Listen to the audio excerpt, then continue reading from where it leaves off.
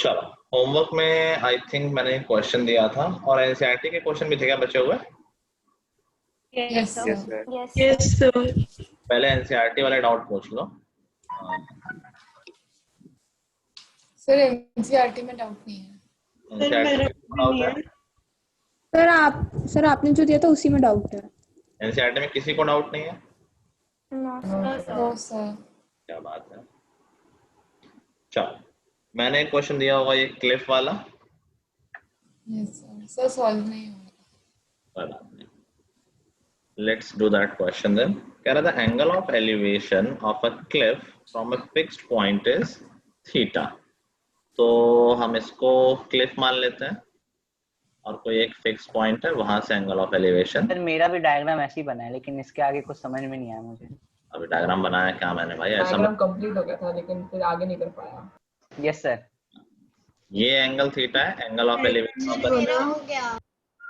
हो गया। अच्छा, मैं डायग्राम बना दूं फिर बताना कैसे किया। नेक्स्ट कह रहा after going up a distance of k metres towards the top at an angle of 5। तो थोड़ा ऊपर गया है जो भी पर्सन है, लेकिन थीटा एंगल पे नहीं, किसी और एंगल पे, फाई एंगल पे। मान लेते हैं ये है हमारा फाई एंगल।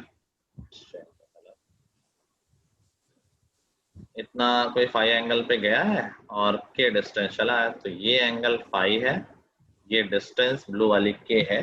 और अब क्वेश्चन बोल रहा है कि यहाँ से एंगल ऑफ एलिवेशन है वो चेंज होके अल्फा हो गया है। तो यहाँ से फिगर कंप्लीट कर लेते हैं इसको। इस पॉइंट से ये angle of elevation is alpha. तो हमें प्रूव करना है कि हाइट ऑफ जो क्लिफ है, क्लिफ की हाइट जो है वो कुछ एक एक्सप्रेशन दे रखा है। चलो बताओ हर्षिता कैसे किया? सर मैंने नेमिंग कर ली पूरी ABCD करके। बताओ, तुम्हारे साथ में नेमिंग कर देता हूँ। कहाँ पर ए किया है?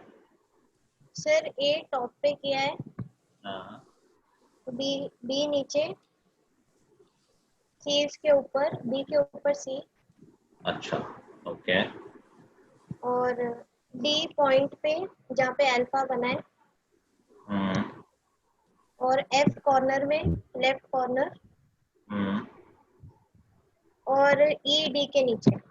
ठीक है, तो मोरली एक बार जल्दी से बता दो, मैं देख लेता हूँ फिर मैं बता दूँ। फिर मैंने ट्राइंगल सेपरेट लेके किया है। जैसे पहले मैंने ट्राइंगल DEF ले लिया।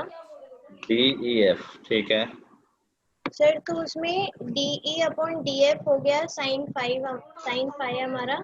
ठीक है सर, और EF/DF हो गया हमारा cos फाई। ठीक है। सर फिर ऊपर विधि माइक ऑफ करो। हाँ, आगे।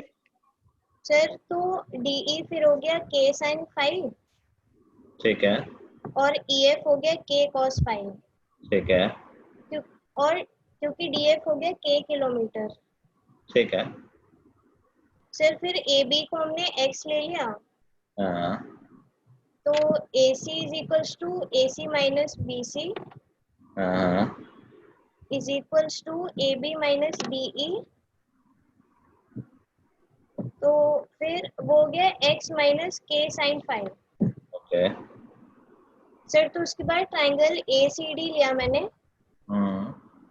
सर, तो AC/CD हमारा हो गया tan अल्फा, ठीक है और X minus K sin phi upon CD, मतलब AC/CD is equals to X minus K sin phi upon CD। ठीक है। सर, फिर CD is equals to K sin five into cot alpha कर दिया हमने। फिर BF is equals to EF plus BE is equals to EF plus CD हो गया। उसके बाद K cos five plus X minus K sin five into cot. Sir, फिर मैंने ABF ट्राइंगल। ठीक है, ये तुमने खुद से किया है या हेल्प ली है? सर, वो स्कूल में कराया था मैम ने, तो मैंने कर दिया। अच्छा, ठीक है। देखो ये सही किया, बट ये थोड़ा सा लेंदी कर दिया है। I will give you a shorter वे। तो एज आई टोल्ड कि जब भी एक्सप्रेशन वाले क्वेश्चन आए तो जो निकालना है वही तुम निकालना शुरू कर दो, जो आंसर लाना है तो अपने आप वो चीजें एडजस्ट हो जाती हैं। तो हमें निकालना है हाइट ऑफ क्लिफ, जिसको मैं कैपिटल H लिख रहा हूँ।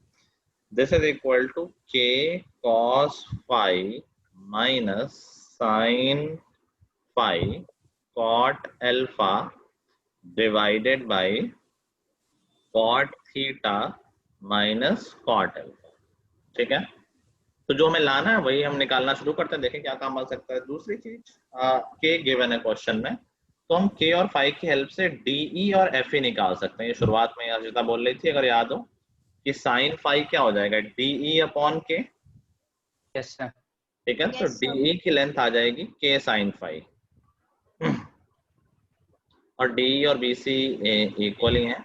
और ऐसे ही fe निकाल सकते हैं हम cos phi लेके। cos phi लेंगे तो fe अपॉन k, तो fe की लेंथ आ जाएगी k cos phi। ये हम लोग शुरुआत में साइड में कर सकते हैं। ठीक है, so now we know de and fe, क्योंकि k और phi दोनों गिवन है, जो गिवन होते हैं वो नोन होता है। नाउ अभी जो लाना है वो लिखना शुरू करते हैं। अच्छा, इसमें क्या है, अगर तुम सोल्यूशन हो सकता है कई जगह तुम्हें मिले, तो कभी पूरे ए बी को एच ले रखा होगा, कभी ए सी को एच ले रखा होगा। तो व्हाट आई एम डूइंग, ये ध्यान रखना, इससे थोड़ा छोटा पड़ेगा। मैं ए सी को एच ले रहा हूँ, स्मॉल एच। ठीक है, तो पूरी हाइट ऑफ क्लिफ क्या हो जाएगी, small H plus B C हो जाएगी। Yes, Yes, sir. sir. और मैं इसको एक्स ले रहा हूँ। ठीक है, नाउ सी, हमें cot theta minus cot alpha answer में लाना है, तो हम खुद से निकाल लेते हैं। cot थीटा क्या हो जाएगा, तो cot थीटा हो जाएगा बेस अपॉन परपेंडिकुलर, मतलब BF अपॉन AB।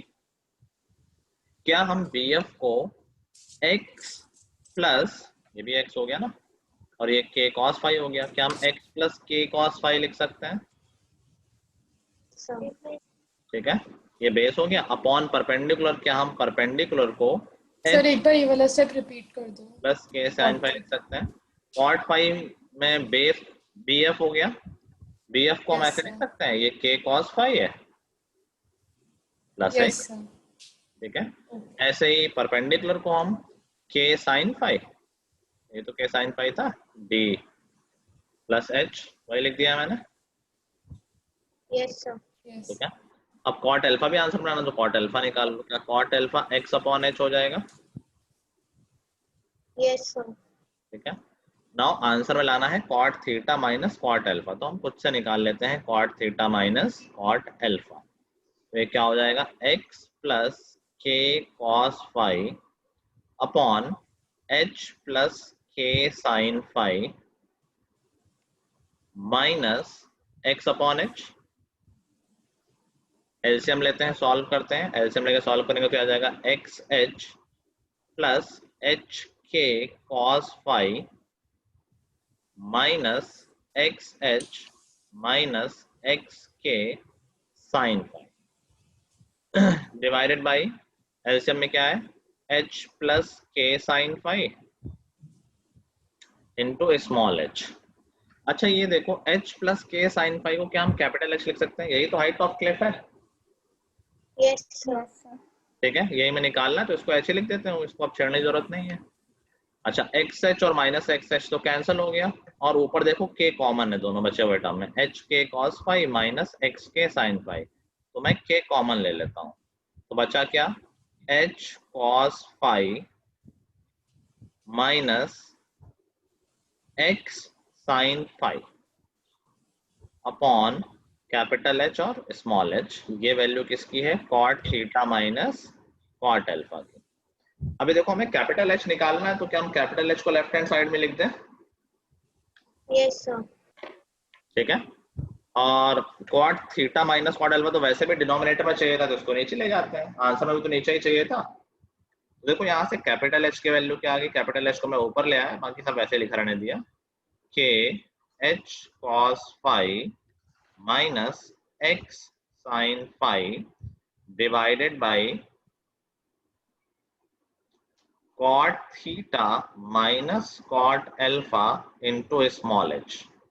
अब अपना आंसर देखो, क्या आंसर में हमें cot theta minus cot alpha लाना था नीचे, जो ऑलरेडी लिखा हुआ है, ऊपर k लाना था, लिखा हुआ है, ऊपर cos phi लाना था, लिखा हुआ है, ऊपर sin phi लाना था, लिखा हुआ है। क्या ये स्मॉल h एक्स्ट्रा आ रहा है जो नहीं आना चाहिए था? Yes, sir. Yes, sir. ठीक है। अच्छा, ये डिवीजन में क्या हम टर्म बाय टर्म दोनों में डिवाइड कर सकते हैं क्या? मैं इसको ऐसे लिख सकता हूँ, पूरे का डिवीजन है तो अपॉन एच और अपॉन एच लिख दो, चलेगा? Yes sir. हाँ सर। ठीक है। Yes, sir. तो ये एच से एच तो कैंसिल हो गया, ये वैसे भी नहीं चाहिए था, सिर्फ cos फाई चाहिए था। क्या हमारा पहला टर्म जो चाहिए था बिल्कुल वैसे ही आ गया है? Yes sir. Yes, sir. Yes, क्या sir. x अपॉन एच को हम कुछ लिख सकते हैं? देखना जरा डायग्राम में, Cot alpha. क्या ये cot Cot अल्फा है? alpha। आ गया आंसर, ये तो लाना था। Yes sir. ठीक है, चलो सर नोट डाउन। हाँ of course।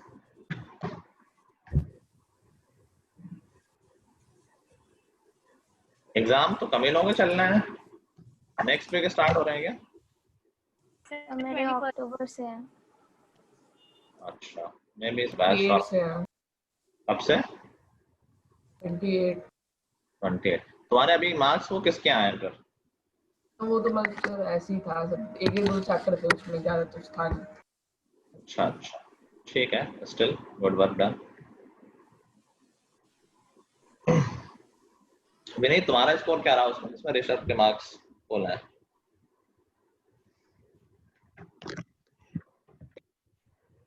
सर मैं मैथ्स में 37 आए थे और साइंस में 38।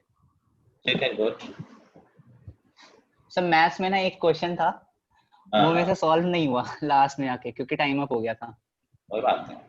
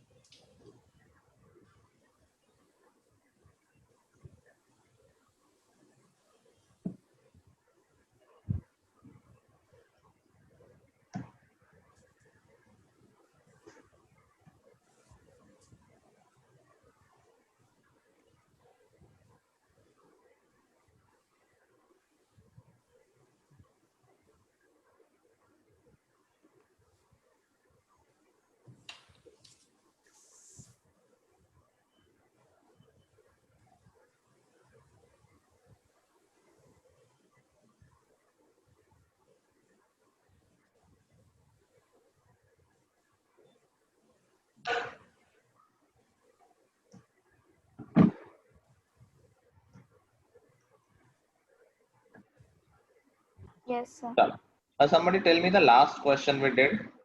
थोड़ा सा बता दो शुरुआत का बस। From a top sir of a एक building क्वेश्चन triangle किया था। depression. कौन सा? From a top of a building, the angle of depression of the top and bottom of 8-meter tall statue are 30 and अच्छा 45. ठीक है, उसके पहले ही बता देना एक बार।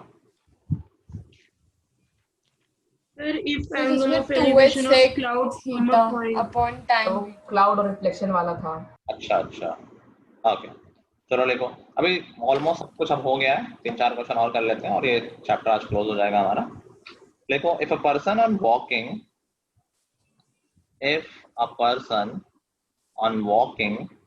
20 meter, if a person on walking 20 meter towards chimney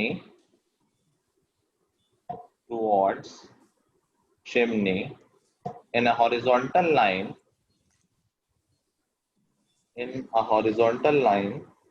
observes that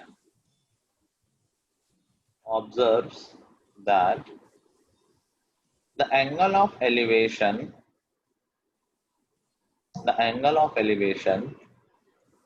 of the top of chimney increases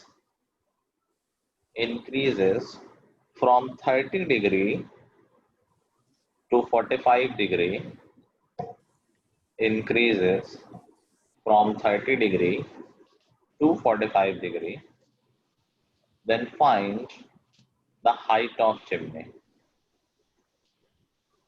Then find the height of chimney.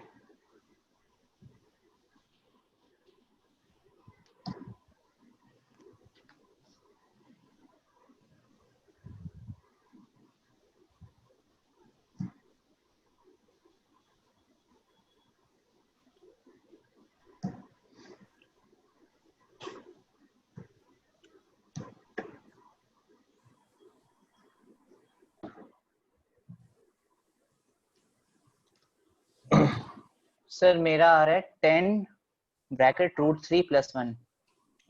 Same है सुहानी। चलो देखते हैं यस सर। कि मान लो कोई पर्सन है, ये चिमनी का टॉप है, फिर वो उसके तरफ आई थिंक 20 मीटर चला है। कितना चला है सर 20। 20 मीटर। 20 मीटर। ठीक है, पोजीशन ए पॉइंट पे है पर्सन, मान लो BC चिमनी है, तो एंगल ऑफ एलिवेशन पहले 30 था, फिर जब 20 मीटर चल लिया उसने, मतलब AD इज गिवन एज 20, तो एंगल ऑफ एलिवेशन 45 हो गया। तो हाइट ऑफ चिमनी बतानी है। दो ट्रायंगल, दो अननोन, अननोन एक CD हो गया, इसको मैंने X मान लिया। तो हम पहले छोटे वाले ट्रायंगल में tan 45 लगा दें। Yes, tan sir. 45 is h upon x, और 45 तो 1 होता है, tan 45 1, तो h is equal to x आ गया।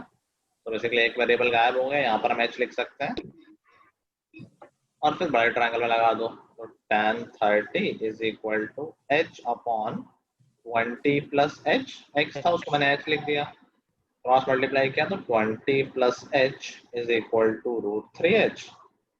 इसका सही लग रहा है, रिया का h कॉमन लिया तो √3 - 1। अच्छा नहीं अच्छा दोनों -3 -1 आ रहा था सर। हाँ मेरा आ गया था। समझ गया, उसने रेशनलाइज नहीं किया था। सर 20 अपॉन √3 - 1 मेरा भी आ गया, मैंने आगे रेशनलाइज नहीं किया। रेशनलाइज कर लेना है इसको रेशनलाइज कर लेंगे तो आ जाएगा 10 into √3 प्लस 1। लिखा नहीं बोलना। सबका आ गया? Yes sir. Yes, sir. ठीक है, आई थिंक अभी तो ये चैप्टर सबको इजी लगने लगा होगा ना, इतने क्वेश्चंस कर लिए हम लोगों ने। Yes sir. Yes, sir. Yes, sir. Next देखो, the shadow of a vertical tower, the shadow of a vertical tower on a level ground, the shadow of a vertical tower on a level ground increases by 10 meter. The shadow of a vertical tower on a level ground increases by 10 meter when altitude of the sun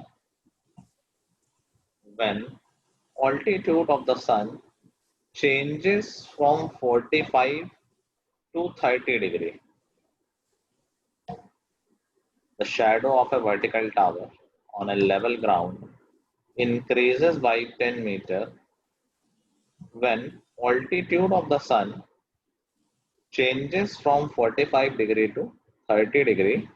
Find the height of tower. Find the height of tower. इसमें जब सन का angle change होगा तो length of shadow भी change होगी।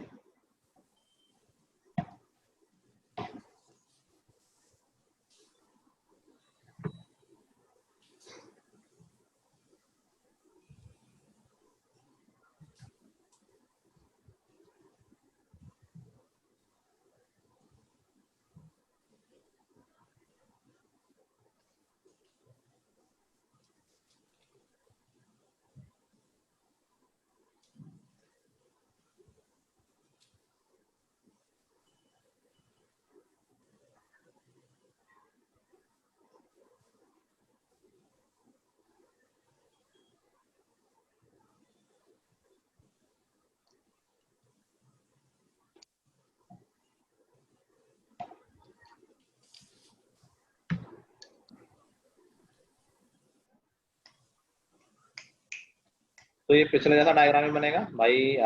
कोई पोल है, ये वर्टिकल टावर, ठीक है, एक ही बात है। तो एंगल ऑफ एलिवेशन ऑफ सन पहले 45 था, मान लेते हैं ये 45 का एंगल है, यहाँ से सनरेज आ रही हैं, तो हमारी जो शैडो बन रही है वो कुछ जो भी बन रही होगी, कुछ पर्टिकुलर लेंथ की बन रही है। कह रहा है angle of elevation of sun change हुआ है 45 से 30, तो अभी थोड़ा सा नीचे आ गया है, इधर आ गया है, अभी तो बड़ा एंगल, तभी तो छोटा एंगल बनेगा। Yes sir. तो अगर सर सन बनाना जरूरी है। सो ये हो गई, तो शैडो कैसे हो जाएगी, तो शैडो कुछ ऐसी हो जाएगी। Yes sir. सर मैंने सन ड्रॉ नहीं किया, मतलब हाँ सर मैंने भी नहीं किया। अरे ठीक है, मैंने तो ऐसे टाइम पास के लिए कर दिया। चलो, तो ये सिचुएशन है, पहले 45 एंगल था, एंगल ऑफ एलिवेशन सन का, फिर 30 हो गया। तो कह रहा है इन दैट केस जो लेंथ ऑफ शैडो है वो 10 यूनिट से बढ़ गई है। तो पहले लेंथ ऑफ शैडो को हम मान लेते हैं x थी, तो अभी ये 10 एक्स्ट्रा हो गई है। 10 बिल्कुल पिछले का क्वेश्चन बन गया ये।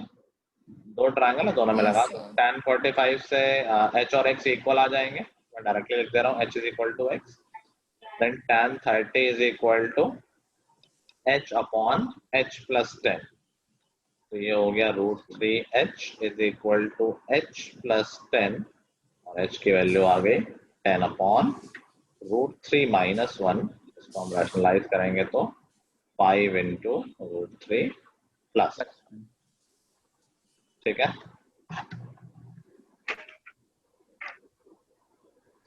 चलो आई थिंक सारे क्वेश्चन हो गए।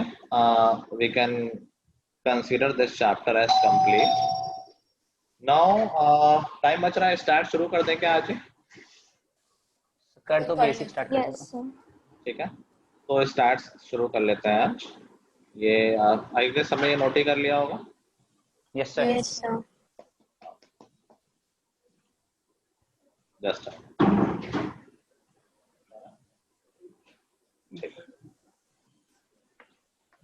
चलो, तो हमारा नेक्स्ट चैप्टर है स्टैटिस्टिक्स। ये चैप्टर वैसे तुमने क्लास 7 में पढ़ा है, 8 में पढ़ा है डेटा हैंडलिंग के नाम से, देन क्लास 9 में पढ़ा है स्टैटिस्टिक्स के नाम से, और क्लास 10 में उसी को फिर से पढ़ोगे। क्लास 9 और क्लास 10 में डिफरेंस क्या है? क्लास 9 और 9 में तुम लोगों ने सीखा था, याद करो, measures of group data पढ़ा था क्लास 9th में, अभी हम ग्रुप डेटा का पढ़ेंगे।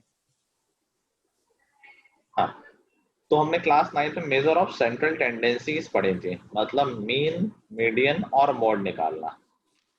वही काम इस बार भी करना है, सिमिलर काम है, मीन, मीडियन, मोड ही निकालना है, सिर्फ डेटा चेंज हो गया है।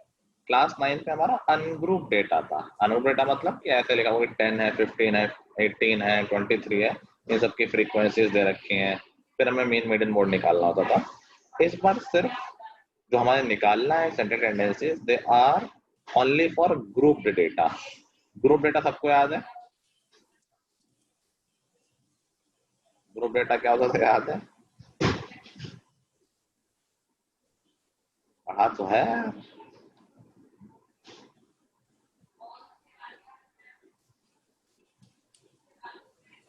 इसी को 10 to 15, 15 to 20 ऐसे। जब हमारा डेटा क्लास इंटरवल के फॉर्म में होता था, क्लास इंटरवल के फॉर्म में 10 से लेके 20 कितने लोगों के मार्क्स है, 20 से 30 कितने लोगों के मार्क्स सर है। एपी जैसे। एपी, एपी मतलब क्या है? Sir arithmetic progression. हाँ, वो मतलब मुझे पता है, बट क्लास इंटरवल का एपी से क्या है? सर नहीं, डिफरेंस बता रही थी अगर ऑर्डर में हो। नहीं, एपी से कोई कनेक्शन नहीं है। ओके, तो जैसे मान लो मैं बोल दूं यार एक क्लास है, उसके मार्क्स कुछ ऐसे है कि कितने लोगों के आउट ऑफ मान लो 20 है, कितना किसी 7 मार्क्स आए, 3 लोगों के मे बी 11 मार्क्स आए, 2 लोगों के 14 मार्क्स आए, 5 लोगों के 18 मार्क्स आए, 4 लोगों के, कुछ ऐसी ये टेबल बनी हुई है। नाउ दिस इज, याद करो, इसको बोलते थे frequency distribution table. Yes sir. ठीक है, तो ये अनग्रुप्ड है, यहाँ पे ग्रुप नहीं बने हुए हैं ना। ये तो मान लो बहुत छोटी सी क्लास है तो बहुत आराम से बन गया। अब 100 लोगों की क्लास होगी, सबके मार्क्स जो कितनी लंबी टेबल बन जाएगी, और आउट ऑफ 100 होगा, मान लो किसी के 12 आए, किसी के 18, 30, 74, कितने नंबर हो सकते हैं, बहुत सारे हो सकते हैं।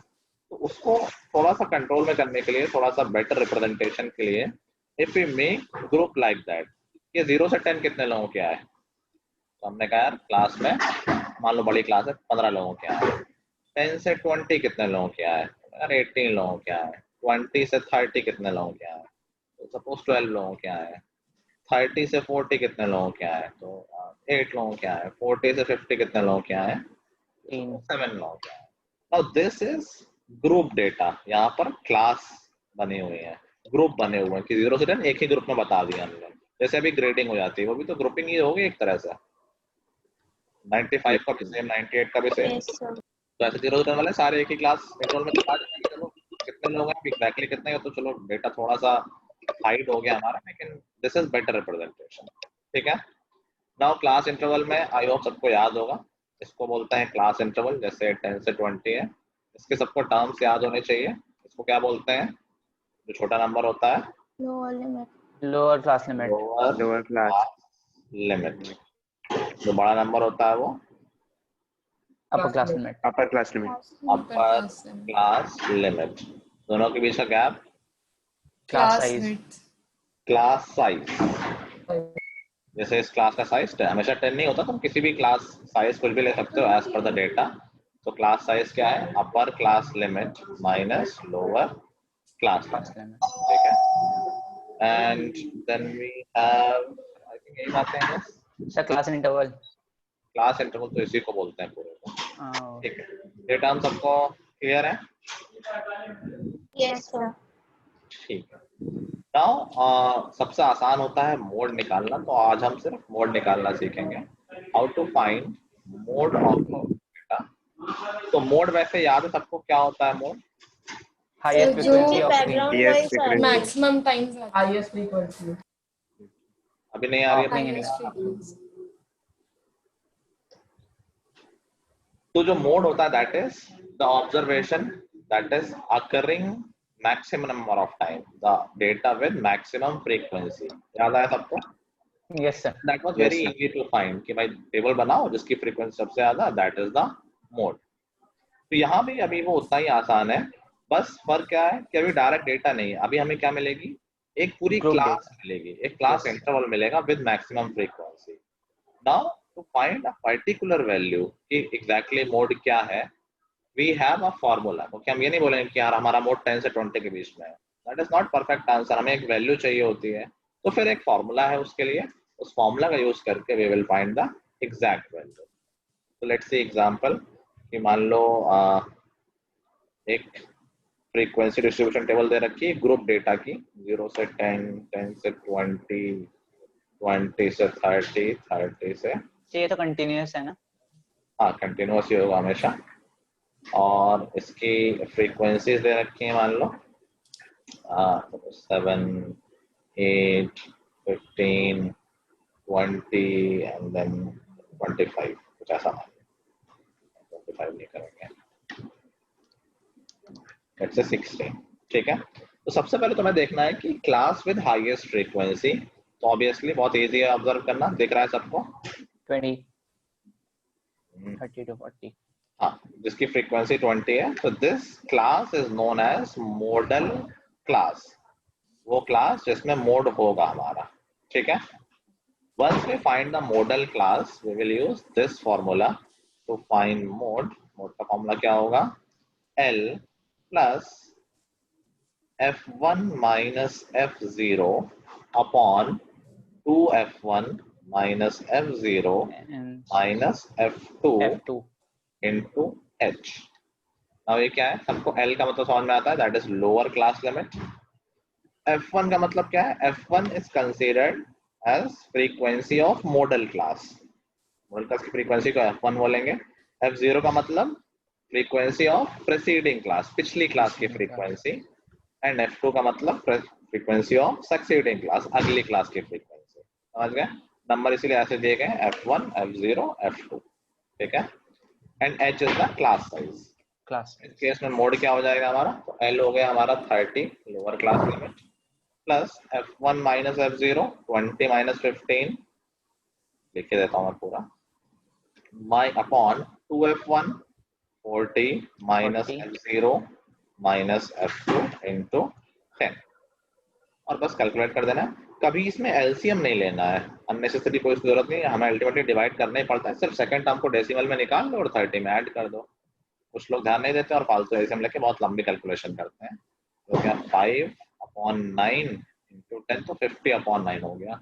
इसको अपना कैलकुलेट कर लो, या आई थिंक 5.55 हो जाएगा, और इसको 30 में ऐड कर दो।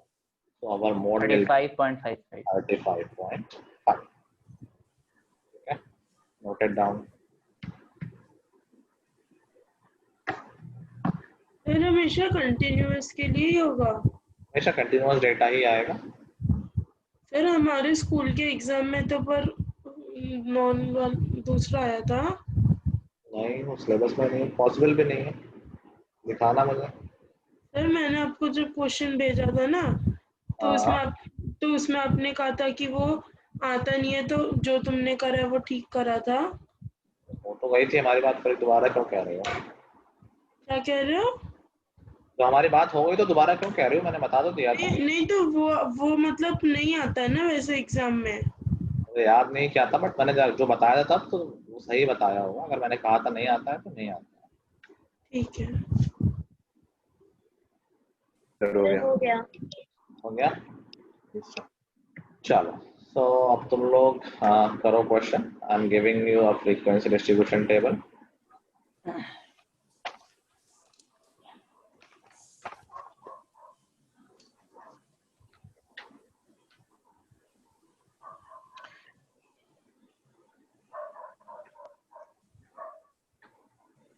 सर इसमें h क्या था सर, एक बार बता दो। Class size, h class size था। फॉर्मूले में सब कुछ लिख लेना प्रॉपरली, मैंने नहीं लिखा है कि खुद से लिख लेना कि f1 क्या है, f0 क्या, अभी याद रहता है फिर बाद में भूल जाता है, तो लिख लेना। f1 is the frequency of model class, f0 is the frequency of preceding class, the previous class लिख लो, next class लिख लो, f2 को।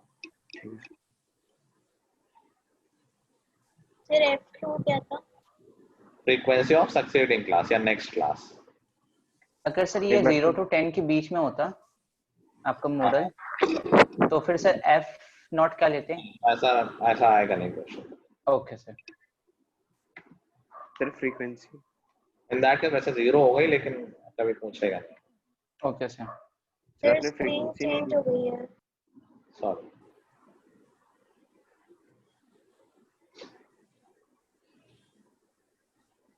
सर दूसरा स्क्रीन।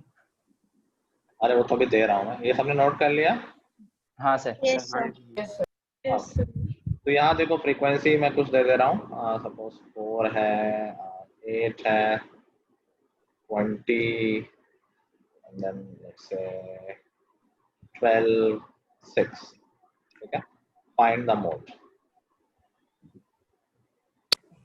बताना आंसर। 30.4। 30.4। आई थिंक मोस्टली लोगों का ही आ रहा है। किसी का है जो नहीं आ रहा है 30.4?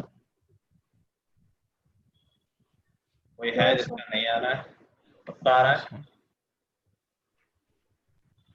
तो मैं नहीं कर रहा हूँ इस क्वेश्चन को। Yes sir. Yes sir.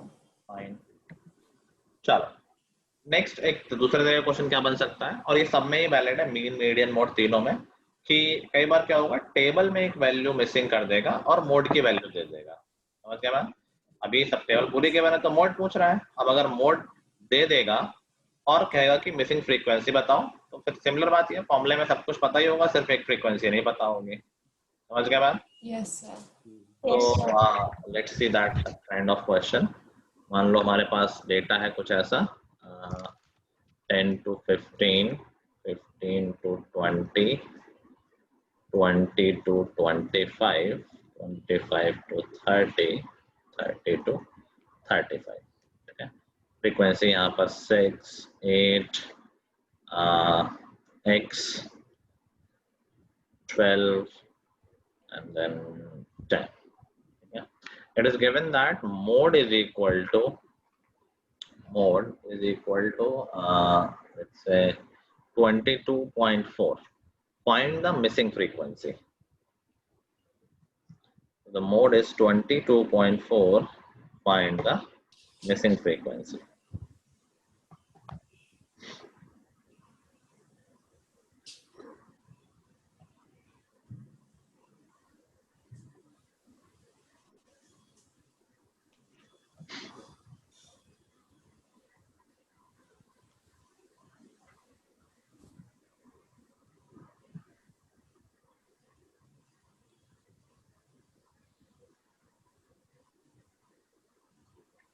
Sir doubt है पूछो। सर x जो है वो हम f1 लेंगे या क्या लेंगे? पता नहीं, पहले ट्राई करो फिर बताऊंगा। तो हमें ये कैसे पता चलेगा कि मॉडल मॉडल क्लास का- कौन सी है? पता नहीं यार, बताओ तो, सोचो खुद से। क्वेश्चन के हिसाब से एक्स ही होगी, अच्छा, अभी वरना मत बताना में सर, क्यों रुक जाओ। बोलेगा? हाँ मैं नहीं बता, ट्राई कर लो फिर मैं तो बताऊंगा।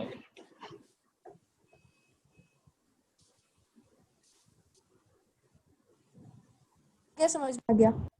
आ गया। सर इसमें तो मतलब मोड दिया हुआ है तो जो उसके बीच में लाई करेगा वैसे ही ना।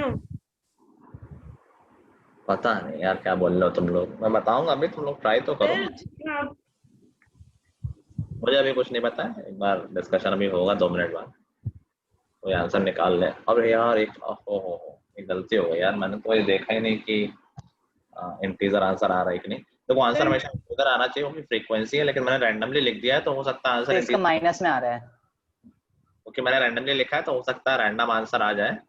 तो अभी के लिए वो रैंडम लिख लो, मैंने ध्यान ले दिया पहले कि मुझे इंटीजर सोच लेना चाहिए था।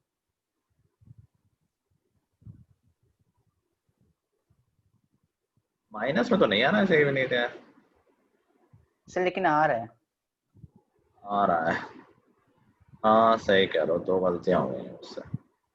एनीवे कोई बात नहीं, प्रोसेस समझ लो, बाकी नंबर तो ठीक हो जाएंगे।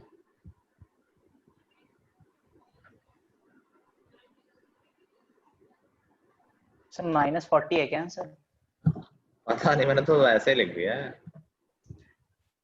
करने पे तो यही आ रहा है। इतना लंबा आ गया -40। हाँ सर।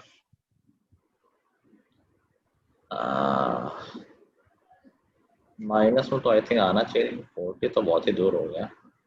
एनीवे सब वही मैं सॉल्व करने के बाद देखा। हाँ, -40 और किसी का आया? Sir 1 minute. सर 1 मिनट निकल रहा है। हो गया सर। ओके ओके, -40 इसका भी आ रहा है। ठीक है, अभी के लिए आंसर ठीक हो सकता है, बट इन जनरल याद रखो कि हमेशा इंटीजर और पॉजिटिव आंसर ही आएगा। फ्रीक्वेंसी है क्योंकि। सर -40 आ रहा है। ठीक है, लेट्स सी। देखो अभी कुछ लोगों को शुरू में कंफ्यूजन होगा था कि यार मॉडल क्लास कौन सी लें, अननोन वाली लें या नोन वाली लें।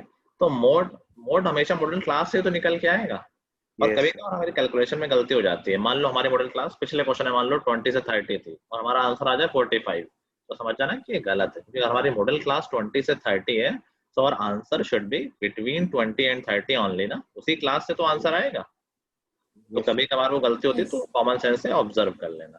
तो अगर मोड 22.4 है, दैट क्लियरली इंडिकेट्स कि मॉडल क्लास यही होगी। इसी क्लास में तो है 22.5, yes, sir. ठीक है। Yes, sir. तो मोड का फॉर्मूला लगा देंगे, 22.4 is equal to lower class limit that is 20 plus f1 minus f0 x minus 8 divided by 2f1 2 minus f0 minus f2 करोगे 20 आ जाएगा, 20 तो into h 5. यहाँ पर 5 है, तो ये Yes, हमारा sir. हो जाएगा 20 इधर जाएगा, लेफ्ट हैंड साइड में 2.4 आ जाएगा। कोई एलसीएम वगैरह मत ले लेना फालतू में, 20 सीधे लेफ्ट हैंड साइड लेके और 2.4 बचा, और इज इक्वल टू 5 से मल्टीप्लाई कर देते हैं, 5x माइनस 40 और नीचे है 2x माइनस 20, क्रॉस मल्टीप्लाई कर लेते हैं, तो ये आ जाएगा 4.8x minus 48 is equal to 5x minus 40। अब तो इसको बस सॉल्व करना है, that will give 0.2x is equal to minus 8 and x is equal to minus 40, ठीक है। तो बेसिकली अगर मैं क्या चेंज कर दूं यहाँ पर, यहाँ पर अगर मैं इसको 24.4 कर देता तो ये 4.4 हो जाता, तो 8 पॉइंट फिर इंटीजर नहीं आता।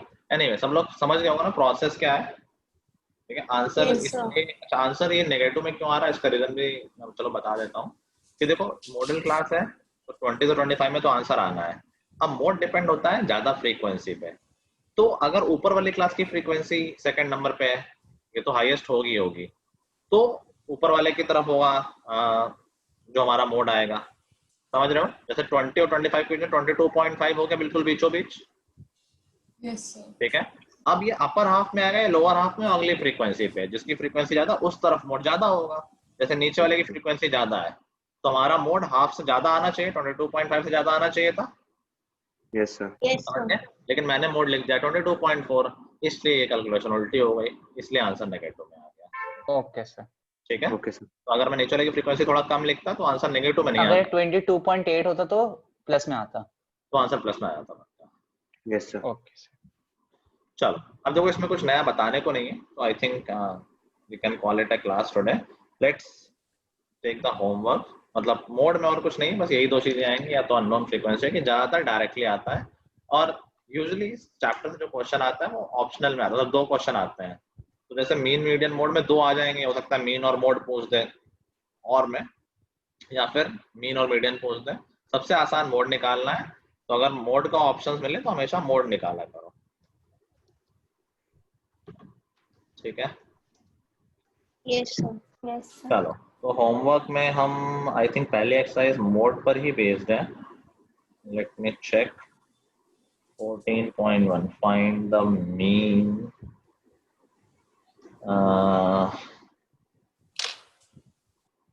पहले तो मीन पर है, तो मोड पर दूसरी है। 14.2 में 6 क्वेश्चंस है। ठीक है, ये कर लेंगे 14.2। इसमें मीन और मोड दोनों पूछे गए, तो मीन निकालने की जरूरत नहीं, अभी मैंने पढ़ाया नहीं है, सिर्फ मोड निकाल लेना। Okay sir. ठीक है, फिर 1 to 6।